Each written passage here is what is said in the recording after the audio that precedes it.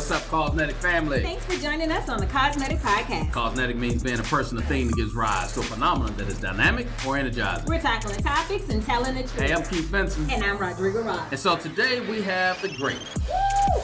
We got crowd noise right there. That's my crowd noise. That's the 70,000 voice coming from the Cotton Bowl. 7,012. 7,012. And 12. I like that one. You see what I did there? Big toe, you see what I did there? Hey, we got Mr. Bowlsby, one of the most respected athletic administrators in the nation, y'all. We're so excited. He's commissioner of the Big 12 Conference. Bob, thank you for being here with us today. Woo-hoo. My pleasure. Glad to do it anytime and anything for the YMCA. Yes. All right. Why the YMCA? Because it was such a big part of my early years. It's where I learned to swim. It's where I went with my dad, and it's where I met other kids from other schools. And it's just a very big part of my life. And the YMCA I grew up in moved from downtown when I was in junior high, became a family YMCA, and I eventually became the president of the Y. So my roots are fairly deep, and I love the organization, love what it stands for, and frankly love what it did for me as a kid. Nice. I love it. Tell me about that one big fundraising call that you made. Like, what was the one? Like, I still remember my biggest gift. It was $10,000. It was in the evening. It was sometime in the fall because it was getting dark around 6 o'clock. And then I could just remember I was late going home for dinner, but I could remember that $10,000 gift that I received. What was it? What was that big one for you? Well, I don't remember exactly the amount, but there were two older gentlemen that had been part of the Y operation for years and years, did not want the facility to move from downtown. They were both downtown businessmen, and they'd go over and take a steam, and they'd get a workout, and they didn't want it to move. And they were both very well heeled. And I took it on as a personal challenge to go and develop relationships with both of them. Nice. And eventually get them back to the Y and get them to the point where they started thinking less about themselves and more about the mission. And they both ended up making six-figure gifts to our capital campaign. Yes. And you know, the other thing that came from it is I ended up with two lifelong friends. Nice. And I went to both of their funerals, and they were great friends to me every step of the way. And we both invested some trust in each other, and it paid dividends. And you know, neither of them missed the money. Well, but they wouldn't have given it if we hadn't gotten them back to the organization. And ultimately, that's what happened. So you know that. I benefited a lot from that, and I always think of fundraising as friend raising. There you go. Absolutely. And in this case, I got two new friends that were a lot older than me, but ultimately helped me in a lot of different ways. I was the athletic director in Northern Iowa at the time, and they were both influential people in my hometown. Yes. And so I probably got more out of it than I put into it, but the Y was the beneficiary. Awesome. Nice. So, awesome. 10,000, 6 figures. I'm not making comparisons, but I just did. Well, but you understand, Bob said he was athletic. I mean, so he had a little more status. I was just a little measly program director who was trying to take my kids to Baltimore, Maryland. It was, and so people support it. It's amazing what people will support with the YMCA. Absolutely. Well, it's also amazing what you can do when you're not asking for yourself. Right. And so that's a big part of it. But you know, after all, I don't have my own podcast. So, well, Bob, talking about big dogs. I mean, you know, I'm going to take that. I'm going to take that today. And speaking of memories, so, you know, I want to jump in quick, fast, and talk about these wonderful grandkids, right? Let's go ahead and hear the smiles coming straight through the podcast. 10 grandkids. Tell us about grandfather Bob. That's probably very different than father Bob. Well, it is very different. And I know you're learning a little bit about that, but sweet potato. Sweet potato, my baby. And my father, who is not he's dad to me, Papa. is a whole different person. Oh, Like, yeah, I don't know Well, who Pop is. You know what they call me? Uh-oh. They call me Papa Dude. Oh, Papa Dude. And Papa I Dude. don't know where that came from. My oldest grandchild Logan, he came up with Papa Dude at some point in And time. it's stuck. And That's now cool. my own kids call me that. Oh. And my wife calls me that. Oh, You know, you got a little swag about That's yourself when you walk well, those. it's a little bit of a cluster, actually. That's great. We'll take it. I'm sure Papa Dude is different than that. Like, what very happens? different. Is there something that literally, like some out of body experience that says, I'm just going to do all the stuff I would not let my kids do? Yeah, I'm gonna well, do that. I let them eat Sour Patch Kids for See? breakfast. See? You know, because I can. I feel seen right now because I live in your world. Me and Sweet Potato, my baby boy. Yeah. But tell me about the special that you guys been doing a family trip to Canada for years. He had an opportunity to take one of the grandkids as well. Yeah, it's developed into a quite a trip. I actually go on two of them, and one of them, my youngest son, who lives here in Dallas, and I started going on when he was 8 years old, and he's 33 now. Oh. And so we've gone a lot of times and have developed some great friends through it. But we also have gotten started taking a family trip, and that now has there's a 74-year-old, and then I'm the second oldest, and then we have a bunch of my nieces or my nephews that go, and some of my grandchildren. So it's 74 to 11, and everything in between. And it's just, it's a good opportunity for me to get out of town and maybe have a beer at 8 o'clock in the morning. Maybe so. But I love relaxing and being out on the water, and we're up in the woods, and we fly in, and it's just, we're all kind of angry that COVID has thrown a wrench in the works. But, the border was closed, and we weren't able to get across. And if we did, we might not be able to get back. And so the last 2 years, we haven't been able to go fishing, and I'm missing it. Well, it sounds like, though, because you have gone so many times, you've probably picked up some really useful tips about fishing. So I'm going to tell you about Keith. Keith decided during the pandemic he was going to be a fisherman. I wish he would undecide that, Bob, because he's terrible at it. Do you have some tips for Keith? Well, Bob, help her to understand. To catch a fish. Help her also to understand it's not about catching fish all the time. That's the people who don't catch fish. I am a fisherman, and I am proud to be a fisherman. But I will tell you that whoever said that a fishing pole is a stick with a fish at one end and a fool at the other is exactly correct. And I don't even try and deny that. And it doesn't make sense that you would throw something over the edge and that something would bite on it. And you just but frequently they do. And when they don't, there's other benefits from it. Being with family, being out on the water, doing things that you get away from. Yeah, and that's true. That's one of the fun things about going fishing is that you get away from work to do it. Yes, sir. That's right. Now I'm still waiting on that frequent part that you mentioned. I'm I don't know if struggling a little bit with frequent myself. Infrequent phase of his fishing life. Yeah. So tell us about young Bob, right? And all of the things that you like to do. So we know that you were a spectacular athlete, but many probably don't know that you were a wrestler. A long time ago, I go into wrestling rooms now, and I can't believe I ever did it. But I did. I actually started wrestling at the Y. Really? Yeah. It was in fact, it was the first time that I had any African American friends. Wow. It's where I first met black kids from the other side of town, and we wrestled together, and we swam together, we played basketball together, and I had friends at schools all over our community, and it wasn't a big city. It was 100,000 people, but there were enough schools that we competed against one another, and so the wrestling became a big part of my life.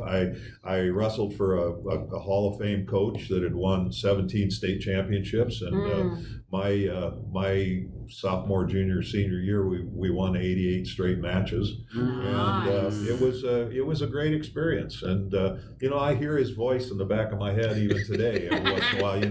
He used to love to say, "Don't take a back seat to that that guy, which meant you're going to ride in the front seat. That's There you go. And, there you go. That's right. And so I hear his voice back there, but wrestling was good to me. I played football and I wrestled and I ran track. I played baseball. Oh, wow. But it was, wrestling was probably what I was best at. You characterized me as a spectacular athlete. Spectacular. I think there are many who would take issue with that characterization. But I am a long ways from my hometown, so the farther you get away, the more the better you got. And you're a fisherman also, so you have stories. Right. They get bigger and bigger as time goes on. And so wrestling's a big part of my life. I did it for 4 years while I was in college. I did it for a little while I was at the University of Iowa in graduate school, and so I think it probably taught me some lifetime lessons, to tell you the truth. You're out there by yourself, so you're self-reliant. Sometimes you don't win, but you still got to get up the next morning and go do a training run. So it tells you a little bit about resiliency, and it tells you a little bit about accepting defeat and moving ahead. And my one of my dear friends to this day, and he was my wrestling coach at the University of Iowa when I was there, is Dan Gable, who is one of the best of all times. He also learned to wrestle at the YMCA in Waterloo, and we went to the same high school. He won an Olympic gold medal and won 9 national championships in a row when he was the coach at the University of Iowa. And so we share some of those backgrounds in our hometown, and there were lots of good wrestlers there. It was a great place to grow up. I had a wonderful kind of an idyllic youth. Nice. I used to wrestle with my cousins, but we got in trouble for it. I don't really think it's the same though. It's probably not the same. No. Now, what I used to do, I used to go back to Ric Flair. And Rufus R. Freight Train Jones. Rufus R. Freight Train Jones, he was my favorite. Now. Well, I had the Missouri Mauler, and some of those guys, and it's but you're hurting me with that. I just got to tell you are hurting me. Ric Flair, you definitely went in the archives for that one, Keith. Well, Rufus R. Freight Train Jones, he used to headbutt. And I thought I could be Rufus R. Freight Train Jones. So you were headbutting people? No, I was headbutting walls. Oh, well, that explains a lot today. Thank you for that insight. That explains a lot. I grew up in the projects, and that's when I was watching it back then. And in the projects, it's not sheetrock walls. No, it's the cinder blocks. Cinder blocks, yes. Yeah. Yeah. So, Projects where? Portsmouth, Virginia. Yeah, really? Yep. Military, big military. It is. That's right. Big. Mom worked for the shipyard for many, many years. Retired from there because ships come in and out of there that they had to fix on. I flew out of Portsmouth one time and landed on an aircraft carrier. Oh. And, I went on it was called the Joint Civilian Orientation Conference, and it was something the Department of Defense put on. And we over a period of 8 days, we visited 10 military bases. And it was kind of to let the public know a little bit what was going on with the military. But they loaded us up in an airplane and took off and landed on the George Washington that was anchored off of Portsmouth. Now, was that part of you being in Big 12 or at another? There were a lot of educators that were involved in it, but a friend of mine at Nike recommended me to go, and I went through the process. And really one of the great experiences of my life. That sounds amazing. It was really fun. Yeah. That sounds like a really nice perk. What? Tell me about another big perk that you may get as a Big 12 commissioner. Well, they've told me that they'd like me on campus a lot, so in order to get that done, they gave me some private air transportation. Oh man! I can go out and get on. Now I don't abuse it, but like on game day Saturdays, I go to 3 different games a lot of times where I'll go and see the 11 o'clock game. I'll get there at 9:30 and talk to the officials and talk to the head coaches and visit with the athletic directors and the presidents. And then by middle of the second quarter or so, I'll head for the airport and I'll go to another one. I'll go to a 2:30 or 3:30 game, and then do the same thing, and then hit an evening game. And well, I tell you what, if you ever need a traveling buddy, just give me a call. You know what? I take people along with me. Well, I tell you what, you could just call me in 3 minutes and I'll be over here across town. Pajamas and all. No, I'm not busy today, Bob. Keith, what have you ever gotten? You didn't get me on any aircraft carriers. I don't get a private plane. Like, you gotta step your game up, Keith. I do. I apologize. Okay, thank you. Now, you were back when you got started with the Y. You're swimming. Tell us about swimming back then. My kids. This is gonna be so excellent. They are appalled when I tell them that I used to go to the Y and that I learned to swim. Well, and it wasn't just at the Y. Mm-hmm. When I took swimming class in junior high, we sat. I remember sitting on those cold tiles, in there, and George Costanza talked about shrinkage. I'm going to guess. I'm not sure, but I'm pretty sure we had shrinkage. And it was the same at the Y. But I tell the kids about, they'd say, well, who was swimming with you? A bunch of other kids? And I said, no, people of all ages. At that time, it was all men, and we would shower and we'd go in swimming. And I never thought anything about it. I was just doing what the crowd is doing. Yeah, no, I was doing what the crowd is doing. And but indeed, my kids, they gape with open mouths when I tell them the story. And they said they would get arrested for doing that. Yeah, times have changed. Times have changed.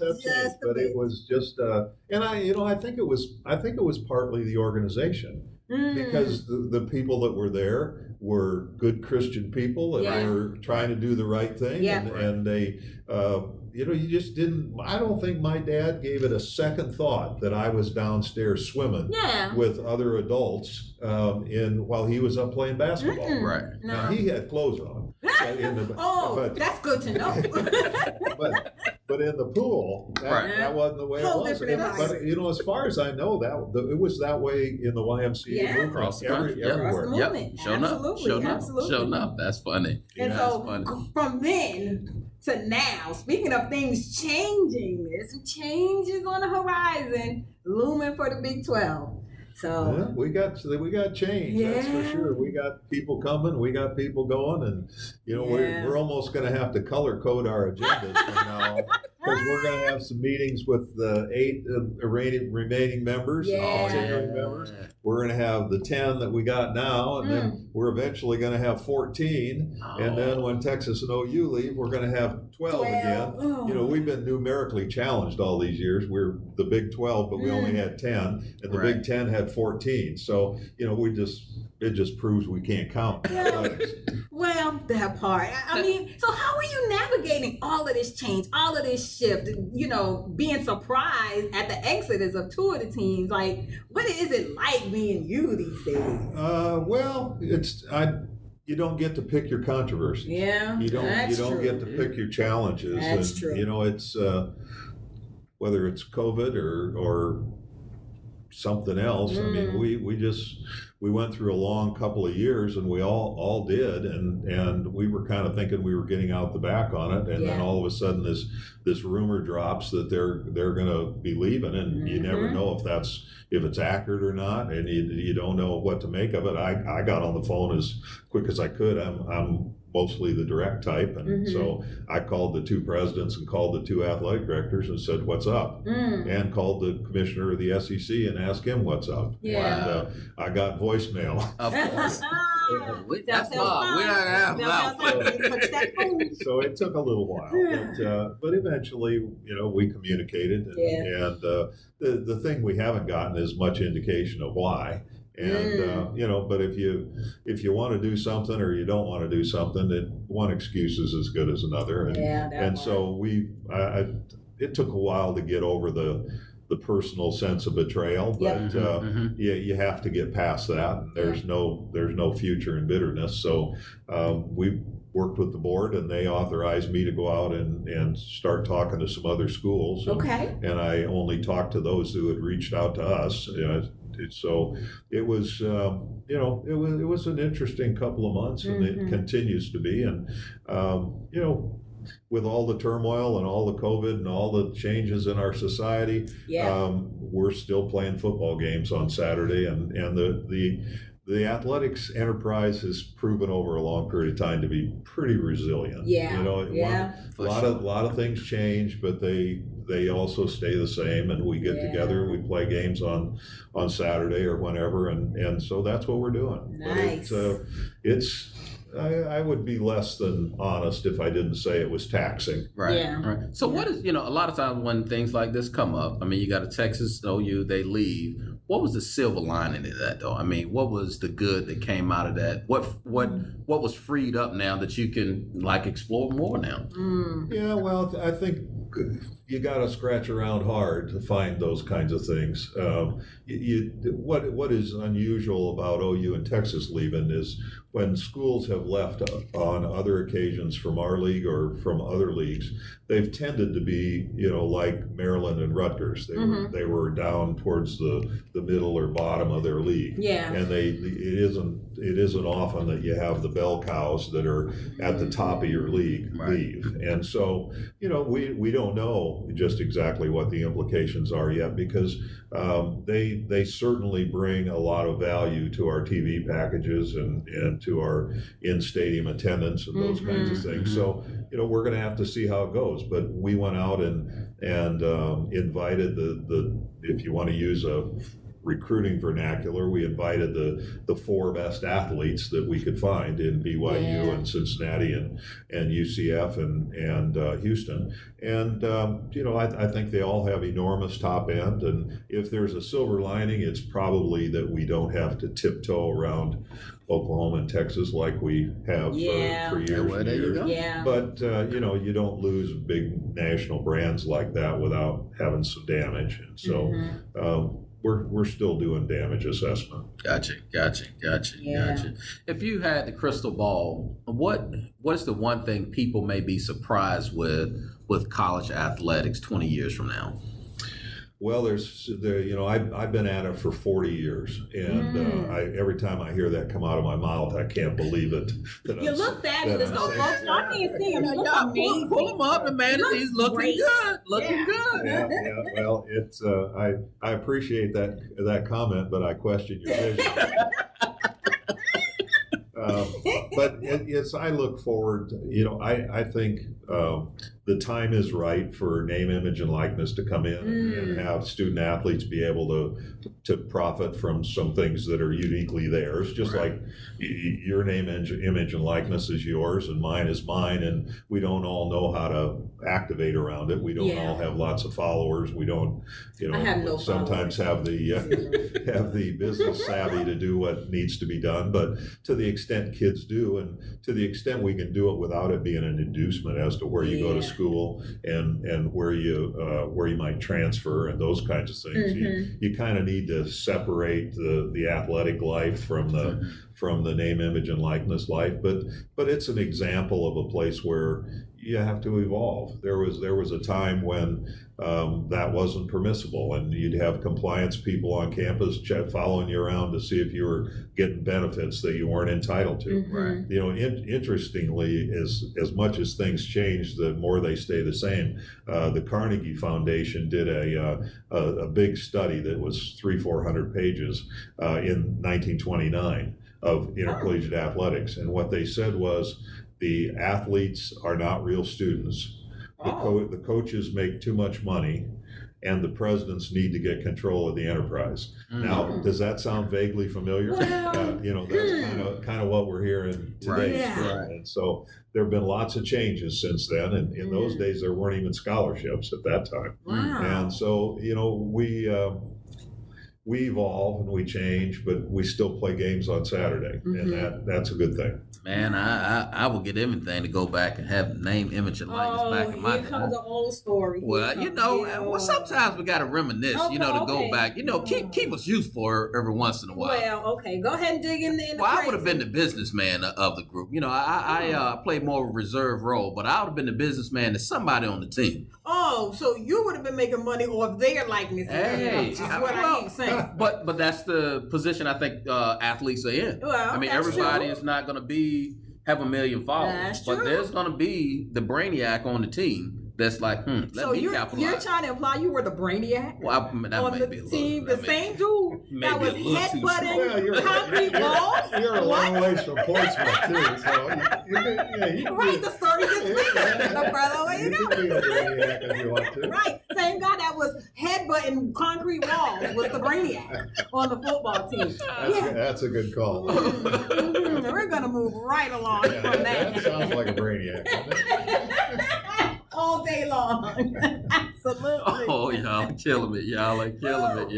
So what's next for you, Bob? You're gonna I have no doubt you're gonna get the Big 12 through this next evolution and this next phase. But what you're looking forward to in the future with all of those grandkids and being, Papa a dude these days, and what's next? I don't know. I don't think I probably have another move in me. No. And I've had a few opportunities, but I like what I'm doing, and as I said earlier, you don't get to pick your controversies and your challenges, and so. I'm not sure that I would have wished for this circumstance I find myself in, but my sense of loyalty more than anything else keeps me working with the 8 continuing members and doing what's necessary for them, and I. That's not to suggest I am that important to the future of the league, but I don't think our schools need disruption right now. Right. They don't need the disruption of a new commissioner coming in. And so, I'll likely be looking for an opportunity to retire. I'm 70 in January, and so, that's, I actually thought for years that when I got to be 59 and a half and I was eligible to retire, that was it. I was out of here. Well, now, I used to think 70 was old. I don't think so. Well, it's the new 50. Let's just, Yeah, well, try and settle out. It's the new 50. Yeah, let me tell you, I'd go back to the old 50 in a heartbeat. I've started having stuff falling apart. Things making noises. I remember that the old Bill Cosby record where he said at one point I'm getting old. I'm starting to make my father's noise. And I get up in the morning. You can't sneak through the house anymore. Your bones popping. Start to make my father's noise. Man, that's hilarious, kids. You can't sneak around anymore because stuff is making noise. I got a couple of days before I get there, Bob. But I feel like it's cranking up already. Man, we got Downset Hut with Bob Bowlsby, the commissioner of the Big 12 Conference. This is an amazing conversation that we're having. What is the one leadership tip that you would share with our listeners? Yeah. I think generally that leadership is lonely. I think the hardest decisions I have to make are the ones that are perhaps the most needy of leadership. And those are ones you ponder and you can talk with people about it. You can pray for it. You can soul search. But in the end, you have to get comfortable with it if you can. And the hardest decisions I've ever made were ones that I was still uncertain about after I made them. Yeah. I think about coaching decisions or a major hire of some sort, and those are difficult things. But when my dad used to say, you have to live your life above the circumstances, and I've thought about that a lot over the last couple of months because the bullets were flying, and it's you have to sit back and take a deep breath and just recenter yourself and recognize that I'm in a highly visible, highly compensated environment with lots of politics involved. Yeah. And if I let my blood pressure go with the ebbs and flow of the business, you don't make good decisions. 2, it's not healthy. Yeah. And 3, you just are going to be a lot happier if you can kind of look at it from above and not get caught too much in the weeds. And so I think leadership is lonely, and you're not leading unless people are following you. Right. But in the end, the hardest decisions you make are not the ones where you can sit down with the senior staff and come to closure on it. You go someplace on your own and do some soul searching. And so, I think it's important that you are ready for that as a leader. Right. The loneliness and the self-reliance. And that goes right back to what I said about being out on a wrestling mat all by yourself. If you don't do it, nobody's going to do it. Right. There's no teammates to call in. Sometimes. That's right. Can't run back to the corner and tag your partner. Well, in your wrestling, you can. Not in mine. You're going to go tag the wall. It's on you. Like, that's not how that So works. before we close out, we got a couple things I want to run by you. Best tailgate food. I am a great hot dog guy. Okay. I love grilled hot dogs with mustard relish. And, for me, that's with an ice cold long neck beer. That's pretty good tailgating there. Oh, that's tailgating there. I like that. Best stadium food. Best stadium food. Well, I'm a kind of a peanuts and popcorn Really? Like some good traditionalist. peanuts. What about nachos? Well, Bob, you gotta eat a good nacho. Nachos taste so good, but they're so messy in the They are. I get it all over me. I get it all over the people in front of me. And when I'm done with it, I got a cheesy box laying down by my feet. That I got it on my shoes. It's kind of worth it though. Yeah. The nachos are good. There is no doubt about that. And I never eat Especially them with anywhere a else. lot of jalapenos on the top. Oh no, not the jalapeno. No, the what? Y'all eat jalapenos? That makes you want to get a giant Coca-Cola. It's all cyclical, huh? It's all related. It all fits together. I never eat nachos anywhere but at stadium games. Like I never think to eat What at about home. at movies? Nope. I don't want it in because something might land in the cheese. I need to be able to see it. I can't eat that in the movie. I don't want to eat that. What lands in your cheese anyway?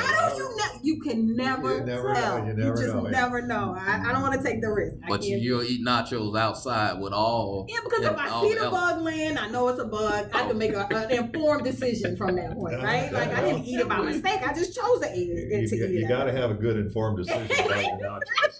Flies in your nachos.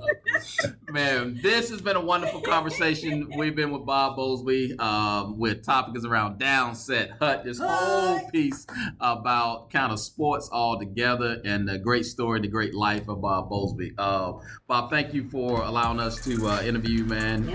Wish you well with Big 12 and all the great decisions that you have to make. And thank you guys for listening to CAUSENETIC. Where we're tackling topics and telling the truth. Hey, subscribe and listen to us weekly. And don't be shy. Give us a 5-star review. And as always, Dynamic. be phenomenal. Be CAUSENETIC. Woo-hoo.